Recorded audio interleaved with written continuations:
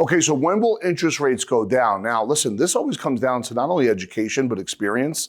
And if you don't have experience, you want to go with people that do have experience and can really have these high-level conversations with you. We don't know when they're going to go down, but what we do know is history, it might not repeat itself, but it definitely rhymes. And we'll get into that as we go through this video. It's about understanding the market and the trends and being able to be good at anticipating. If you get into that space and can really connect the dots along the way, you'll be amazed at how opportunities come your way, and then you'll have to pick and choose which one to go with.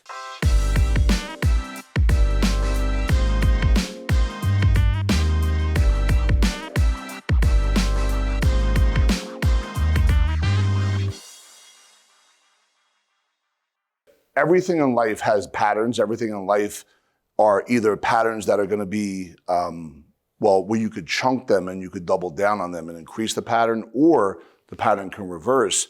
And if you're not careful by not being able to read the signs, what'll be able to happen, or what could happen, I should say, is you'll find yourself in a position, I like to say this all the time, reacting, running east looking for a sunset, and having a scarcity money mindset.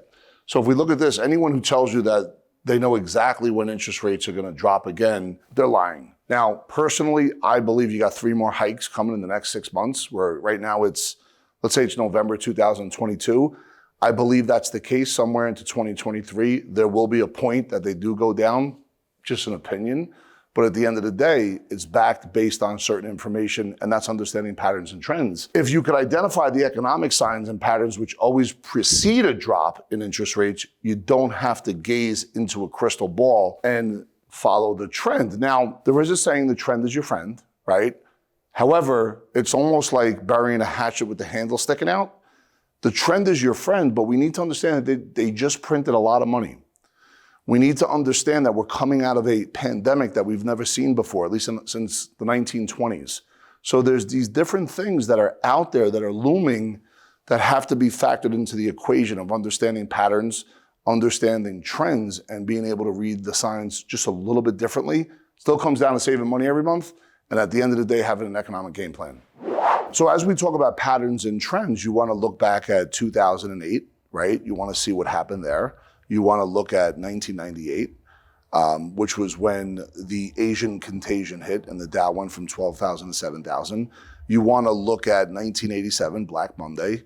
You also want to be able to understand the Jimmy Carter era, because I think this is Jimmy Carter part 2 with other things and other factors. And if you could understand that 30, 40, 50-year history, I think it'll give you a different perspective of how to read the data as it's coming in. Hey, let's jump into these patterns, these signals, and what to look at. And we look no further than the pace of inflation. The most indicative signal for whether or not interest rates will stabilize, go down, is the pace of inflation. If the percent increase of inflation starts to decrease from quarter to quarter, the Federal Reserve will ease off the brakes by lowering interest rates to promote economic growth. Now, I want to read something again real fast. Write this down. If the percent increase of inflation starts to decrease from quarter to quarter, here's the challenge with that. We're not going to know that data until after it happened, right? Because the reports come out afterwards. No different than we know inflation right now is at 8%. That's as of the end of September. We don't know where it is right now in mid-October, right?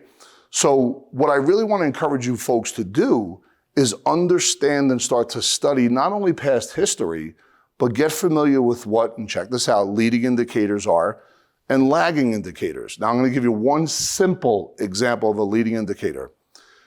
If you've noticed that the market goes up and down, right? At some point there's quote unquote a bottom, but we don't know when that bottom happens until after it happened, right? If you see that the market has gone to trend up for a while, that could be always a sign that once you look 2, 3, 6 months later, that the actual, shift or pace of inflation shifted during that time. So one of the leading indicators would be to look at the market. Let's say, for example, even as rates are going higher, but the real estate market stabilizes during that time. That could be another indicator, right? So the leading indicators don't give you an alarm bell warning. It just happens and then you find out afterwards. So always remember, whenever you're getting data like this, it's reactionary, it's afterwards. Understand it's important to know what's happening on a day-to-day basis from a standpoint of trying to figure out if in fact we've made that shift. Take some time to do that. It's not easy, but start Googling leading indicators versus lagging indicators, and you'll understand exactly what I'm talking about. So we're gonna dig deeper into the pattern that's reactionary. Check out these stats. Consumer Price Index. This measure of inflation calculates the percent increase in cost for typical household goods and services. According to the latest September report, it's now late October as I do this video, the CPI is up to 8.2%. Indicators do not yet point towards a downward trend. Now, we're looking at 3 more rate hikes coming up. I said that earlier in the video. And at the end of the day, when you sit down and talk with Eddie Gartner, he points out that people that lived on fixed income, if there's a certain amount of $20 or $2,000 a month that's coming in, 3,000 or 4,000, but now, food costs more, gas costs more, all this stuff is adding up. What's happening is they have to tap into their savings. They can't tap into the brokerage account because the brokerage account's down 20, 30, 40%. So now it's creating more of a national debt. Now, this goes back to the point of this video. When in a trend are they going to encourage economic growth, which means when are they going to lower interest rates? We are nowhere near that right now. And at the end of the day, it's important to understand why you should save at all times on a monthly basis and create new saving strategies by spending money less in less areas so you can put yourself in a position to take advantage when the change happens. Quick takeaway, the CPI continues to stay high, right?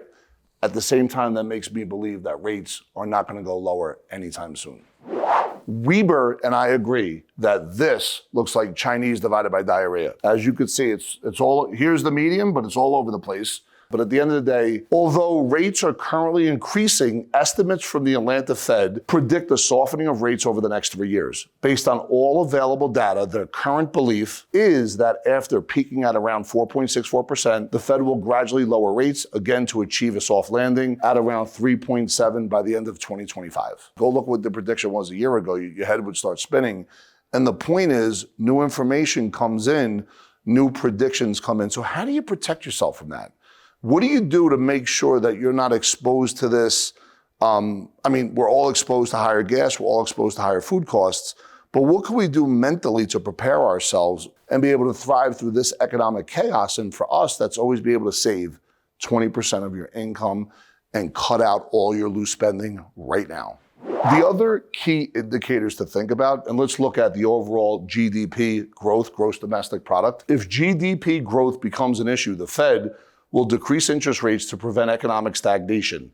Stagflation is a very real threat right now. If you want to have a point of reference to understand what I just said, turn to history and look no further than Paul Volcker, the early 1980s, right after the Carter administration. There's a lot of rhyming going on between then and now. It'll give you an idea of how to really kind of position your thinking and what to do next. And at the same time, if you look at the global currency market, developing nations across the world want the Fed to keep interest rates low because high rates in America restrict global dollar trade because the dollar is getting too expensive, right? So at the end of the day, if we understand, and we always talk about this, diversifying within and amongst asset classes, globally, not just here in the United States. If you get that, and that's what Ray Dalio talks about, what'll happen is you'll put yourself in a position to really thrive through economic winter.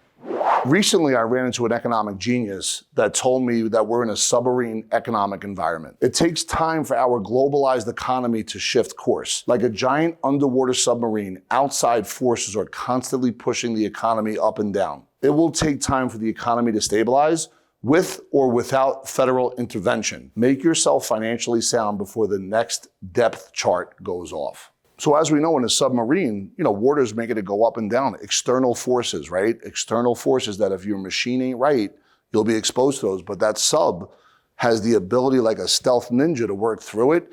So at the end of the day, it's gonna make corrective course actions. You as an individual or as a business owner need to understand what corrective course actions look like. And by the way, go ahead and click the link below. We will sit down with you and take you through that success process to show you what that looks like. No obligation, of course. We're here to provide education. Most importantly, you're in that sub. We want to be able to look at how to get to a certain destination. We're going to show you how to get there based on where you are. Go ahead and click the link below if you really want to learn how to create the financial freedom that you deserve through our strategies of education. Always, I want to thank you for being a subscriber, and don't forget to check out the next video.